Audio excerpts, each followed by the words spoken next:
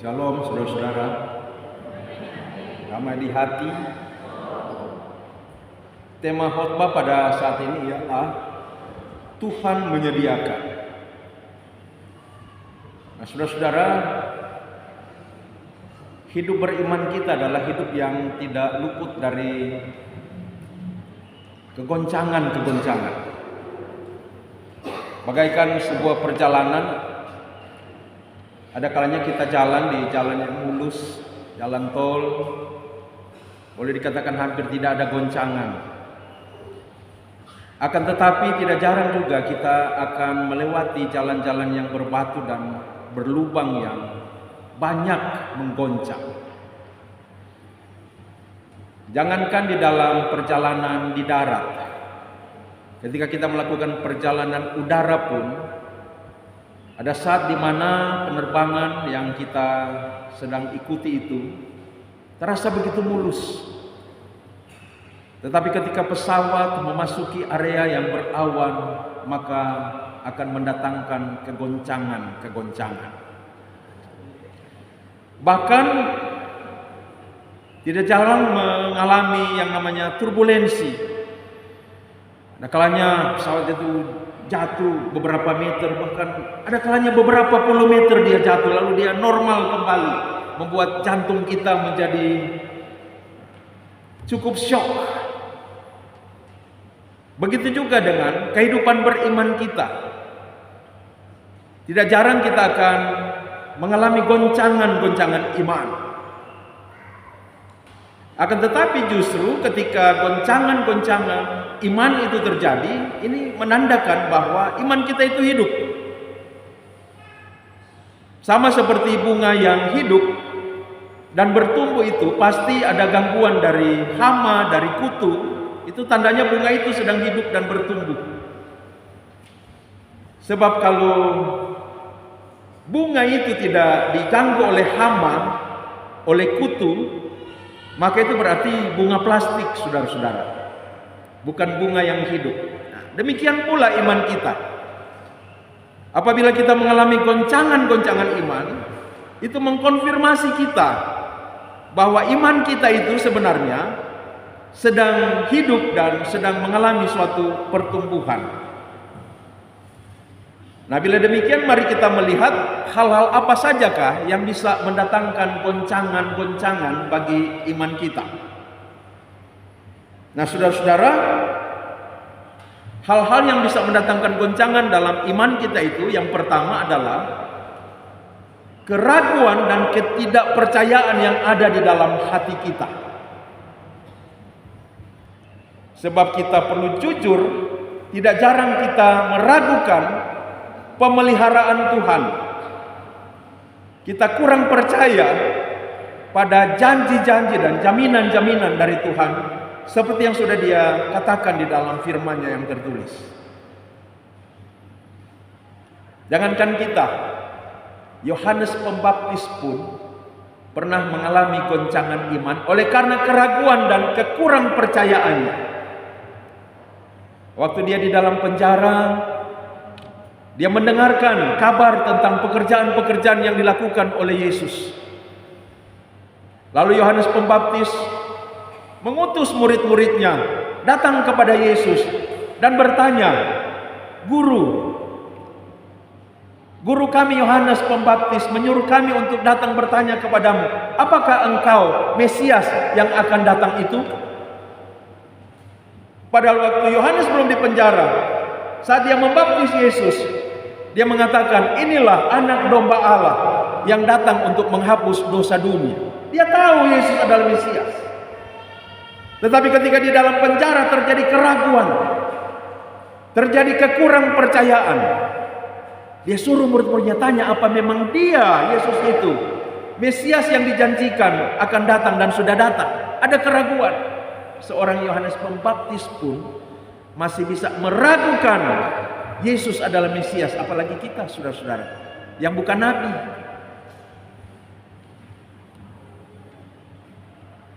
Tidak jarang dalam kehidupan kita, ketika kita diperhadapkan dengan goncangan-goncangan iman dalam bentuk pergumulan, persoalan, masalah, Kita mulai meragukan Tuhan. Katanya Tuhan mengasihiku, tetapi mengapa penderitaan, pergumulan ini terjadi dengan sangat berkepanjangan, seolah-olah tidak ada ujungnya. Kapan selesainya? Kapan aku terbebas dari penderitaan, sakit, penyakit, atau persoalan ini? Mana Tuhan yang katanya mengasihi? Pernah ada orang yang berkata seperti itu kepada saya, "Pendeta, saya waktu masih muda menjalani kehidupan dengan baik. Saya berusaha untuk hidup yang kudus di hadapan Tuhan, rajin beribadah. Saya dulu adalah seorang pelayan khusus. Selama beberapa periode saya melayani dengan sungguh-sungguh, dengan sukacita. Tapi mengapa memasuki usia 60 tahun, sakit penyakit datang menggerogoti tubuhku. Aku begitu tersiksa sampai mengalami stroke yang seperti ini. Mengapa pendeta? Mana janji Tuhan? Mana kasih Tuhan? Katanya Tuhan mengasihi." Saya menjawab, "Bapak, saya mengerti dengan perasaan Bapak. Akan tetapi kita orang Kristen, pertanyaan itu adalah pertanyaan yang keliru. Orang Kristen yang sejati pertanyaannya bukan seperti itu, Bapak." Saya katakan, orang Kristen sejati pertanyaannya seperti ini. Di tengah-tengah penderitaanku yang berat ini, apakah aku masih bisa tetap mengasihi Tuhan? Bukan di tengah-tengah penderitaan berat ini, apakah Tuhan masih mengasihiku? Bukan. Bukan begitu pertanyaannya. Di tengah-tengah pergumulan yang berat ini, apakah aku masih tetap mengasihi Tuhan? Itu pertanyaan orang Kristen yang sejati. Ada ibu-ibu masih 40-an tahun, ditinggal oleh suami, anak-anak masih sekolah, punya cita-cita yang bagus sekali. Tamat SMA akan kuliah di perguruan tinggi yang bagus, di fakultas yang bagus, mau menjadi seperti ini, mau menjadi seperti itu, cita-citanya bagus sekali. Cita-cita itu adalah cita-cita yang beralasan oleh karena orang tua, papa punya pekerjaan dan penghasilan yang bisa mengcover cita-cita itu. Tiba-tiba sang suami meninggal. Masa depan menjadi kabur, cita-cita menjadi hancur, harapan menjadi lebur. Bagaimana kami harus menjalani kehidupan ini ke depan? Bagaimana kami menggapai cita-cita kami? Suami, ayah sudah tiada. Lalu istri saya yang pernah mengalami hal seperti itu, dia katakan, "Ibu, caranya ialah jangan pikir masa depan. Jalani hidup day by day. Jalani hidup hari demi hari sambil bersandar kepada Tuhan. Jalani saja hari demi hari. Jangan dulu punya harapan masa depan. Jangan dulu berpikir tentang cita-cita. Lepas dulu semua cita-cita yang pernah disusun. Jalani saja hari demi hari."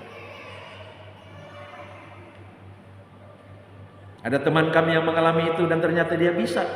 Dan bahkan harapan-harapan, cita-cita masa depan yang didamba sudah mulai teralami.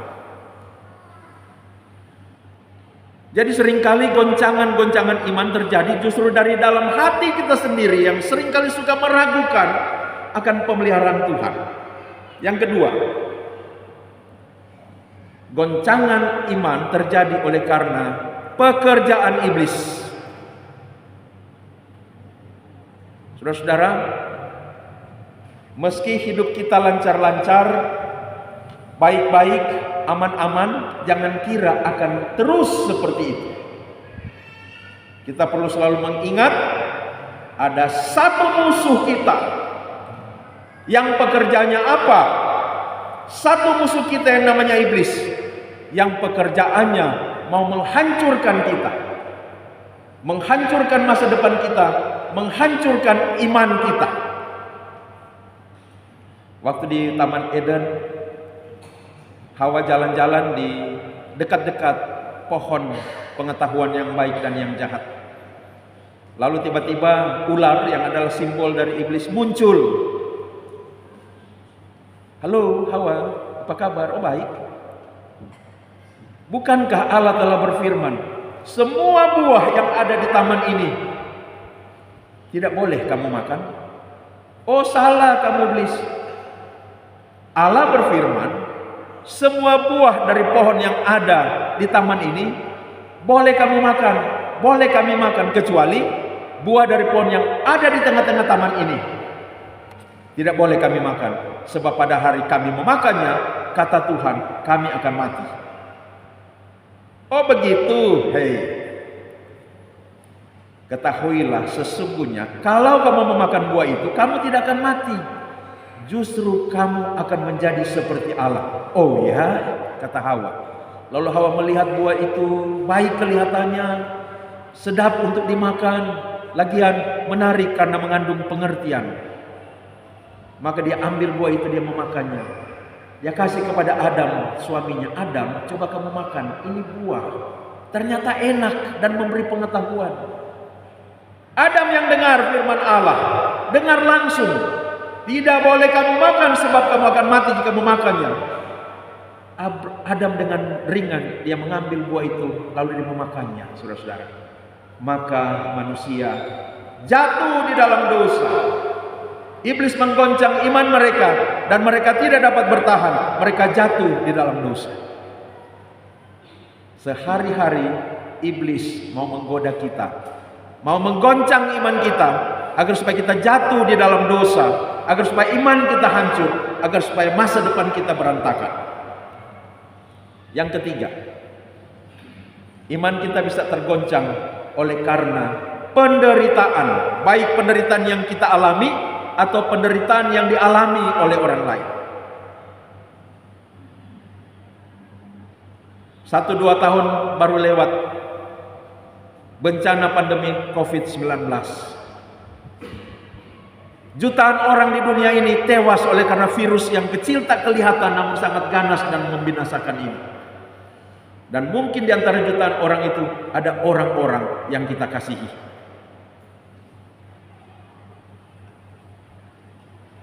Bencana, tanah longsor yang merenggut nyawa, merenggut harta. Banjir bandang pernah dialami di daerah kita ini. Semuanya bisa mendatangkan kegoncangan iman. Bertanya, di mana Tuhan? Bahkan saudara-saudara, ada seorang penginjil. Dia penginjil yang hebat sekali. Ada penginjil hebat sekali namanya Billy Graham. Tapi ini lebih hebat lagi sebenarnya. Namanya Charles Templeton. Dia teman dari Billy Graham. Mereka berdua membentuk satu organisasi pemuda yang di Amerika itu dinamakan Youth for Christ. Youth for Christ. Orang-orang muda untuk Kristus. Dan mereka melakukan penginjilan-penginjilan keliling, memberitakan Injil di mana-mana. Tetapi yang paling hebat, berkhotbah di dalam kebaktian-kebaktian penyegaran iman atau KKR-KKR itu adalah yang ini, Charles Templeton. Charles Templeton lebih bertalenta dalam berkhotbah daripada Billy Graham. Tapi kemudian saudara-saudara, pada suatu hari Charles Templeton dia melihat satu majalah Time. Di depan majalah itu ada foto seorang perempuan Ethiopia di Afrika yang kurus kering, telanjang badan, sambil menggendong bayinya yang sudah mati. Lalu di tangan kanannya dia memegang satu batok kelapa yang sudah orang Minahasa bilang pesel, kering dan tak berisi. Sambil wajahnya menengadah ke atas, ke langit. Dia baca isi berita itu, lalu dia nangis.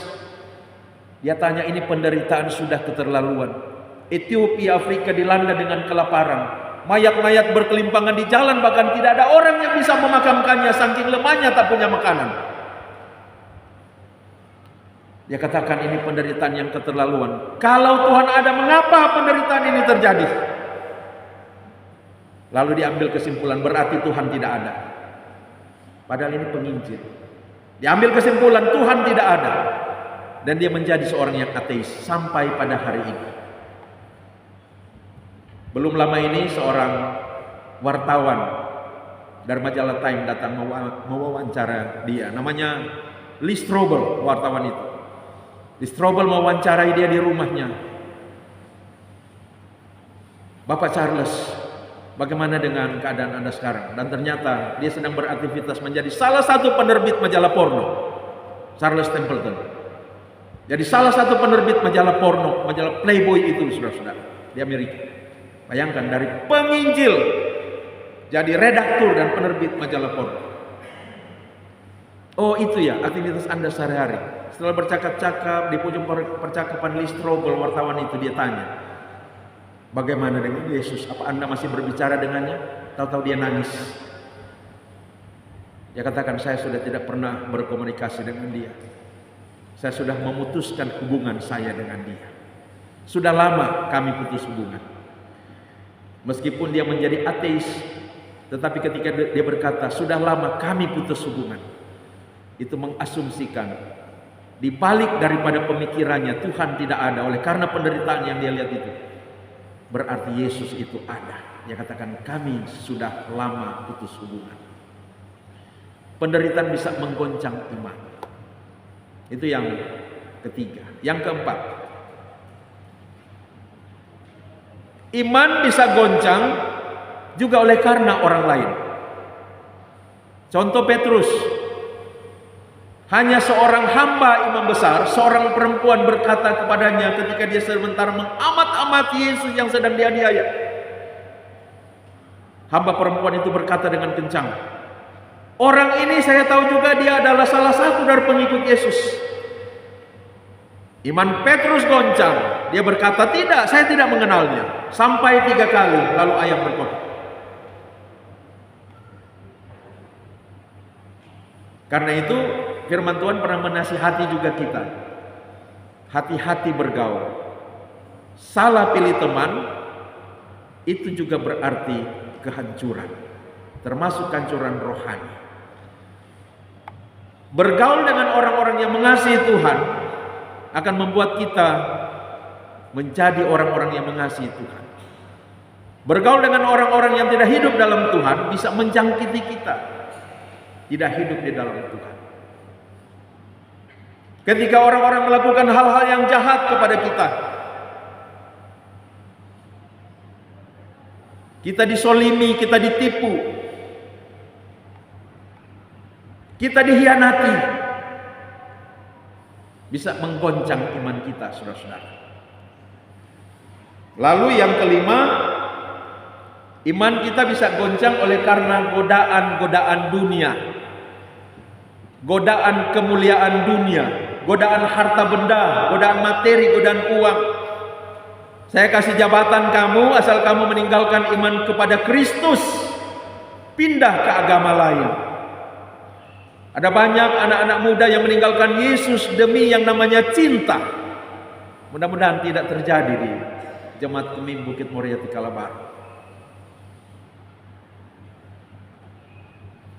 Ada banyak orang yang meninggalkan pelayanan oleh karena godaan-godaan harta benda, karir, jabatan, dan berbagai kemuliaan dunia.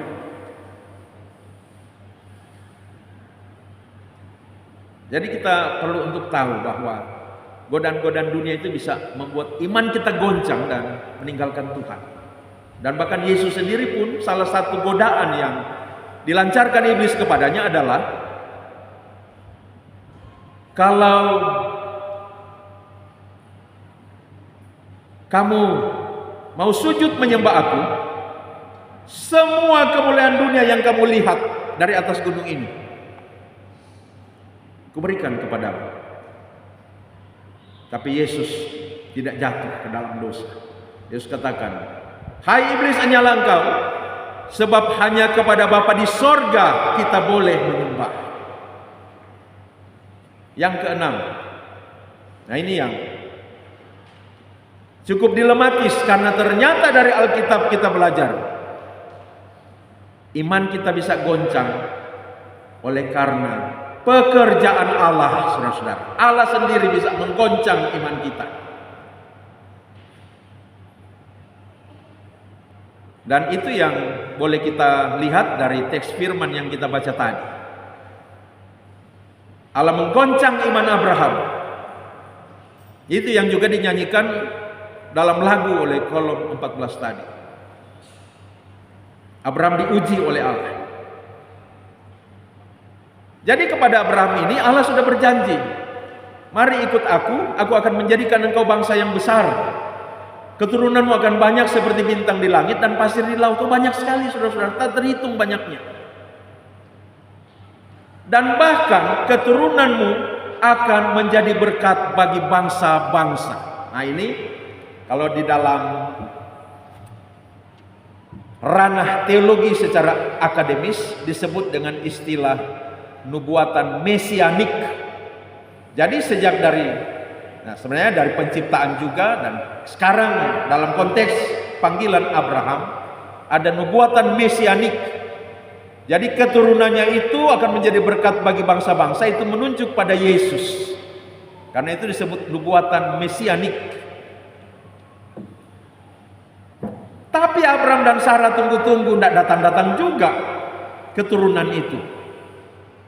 Sampai Sarah mulai tertawa. Abraham, sepertinya Tuhanmu itu pembohong, kata Sarah. Mana janji Tuhan itu? Katanya keturunan kita akan jadi banyak seperti bintang di langit, pasir di laut. Mana satupun tidak ada. Aku sudah berhenti datang bulan. Tidak pernah ada tanda-tanda kehamilan. Sampai Sarah menyuruh Abraham untuk mendekati Hagar yang adalah pelayan mereka. Dan itu adalah tradisi pada waktu itu. Seorang budak perempuan, jika sang tuan nyonya itu tidak melahirkan anak bagi suaminya, maka nyonya itu bisa memakai budaknya perempuan untuk dipakai sebagai alat mendapatkan anak. Begitu sang budak itu mengandung dan melahirkan, maka anaknya menjadi anak sang nyonya, bukan anak dari budak itu. Itu tradisi pada waktu itu, sehingga Ismail ada. Namun Tuhan tetap mengatakan kepada Abraham, janjiku itu akan kutepati, dan betul. Mengandunglah Sarah dan melahirkan seorang anak yang diberi nama Ishak. Begitu Ishak sudah ada, mulai bertumbuh, melewati masa bayi, batita, balita, kanak-kanak, sekarang sudah umur 20 tahun. Jadi waktu Ishak hendak dikorbankan itu usianya sudah kira-kira 20 tahun. Dan karena itu Tuhan mengatakan, persembahkanlah anakmu yang engkau kasih itu, karena Tuhan tahu Abraham sangat menyayangi Ishak, anak kandungnya satu-satunya ini.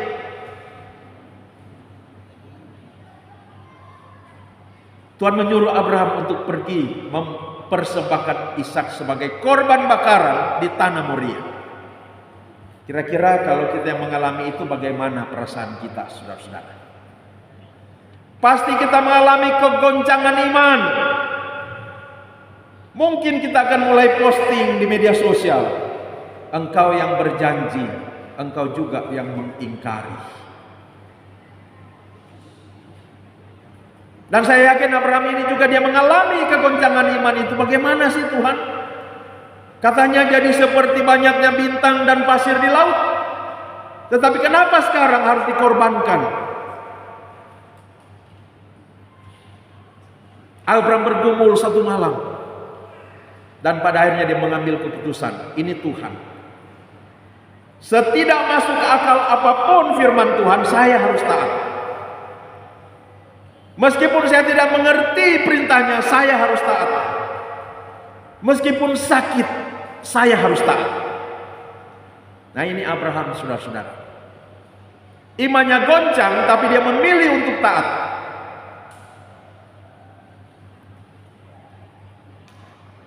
Dalam perjalanan hidup kita, seringkali kita diperhadapkan dengan perintah-perintah Tuhan yang tidak masuk akal. Contoh perintah Tuhan yang tidak masuk akal apa? Kita dikhianati, kita dilukai, masa disuruh berbuat baik kepada orang yang memusuhi kita? Ini tidak masuk akal.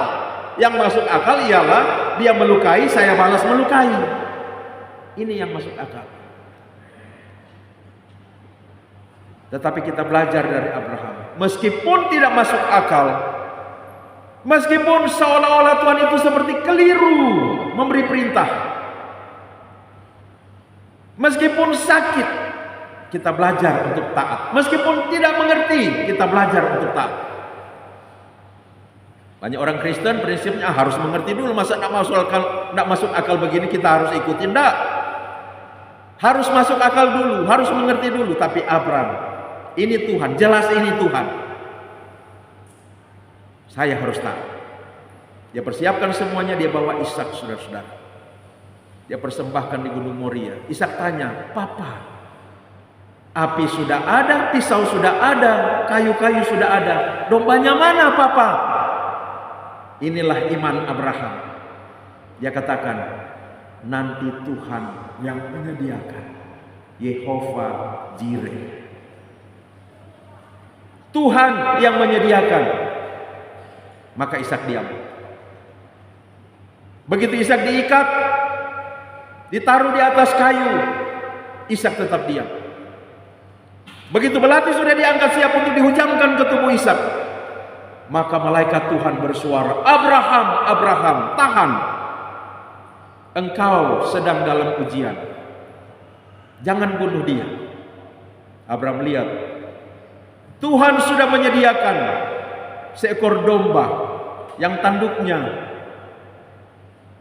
terikat oleh semak belukar yang ada di belakangnya. Maka Ishak dilepaskan. Abraham lulus ujian dan domba itu dipersembahkan kepada Tuhan. Tuhan menyediakan. Saudara-saudara, Tuhan menyediakan domba untuk dikorbankan. Kenapa? Yaitu karena Abraham percaya kepada Tuhan. Karena Abraham taat pada firman Tuhan, maka Tuhan menyediakan. Tuhan sediakan domba untuk dikorbankan. Tetapi Tuhan sediakan domba untuk dikorbankan, itu juga menunjuk pada Tuhan sediakan domba korban yang sempurna untuk dikorbankan bagi keselamatan manusia.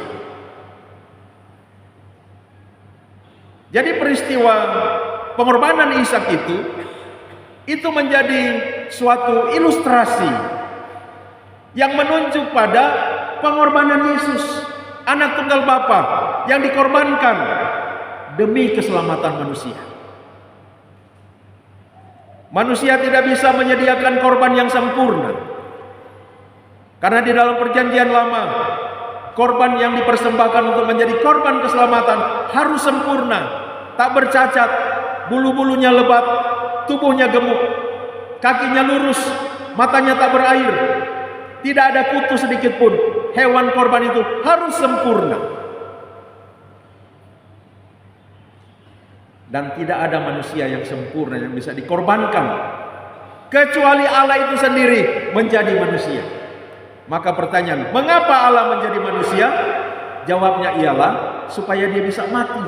Karena Allah tidak bisa mati, jadi manusia supaya bisa mati dikorbankan.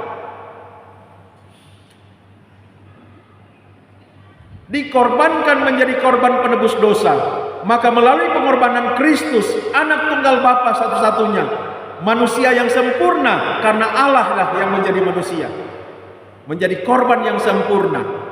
Di dalam pengorbanan Kristus di kayu salib, saya dan saudara-saudara ditebus dari dosa, diselamatkan, memperoleh kehidupan yang kekal.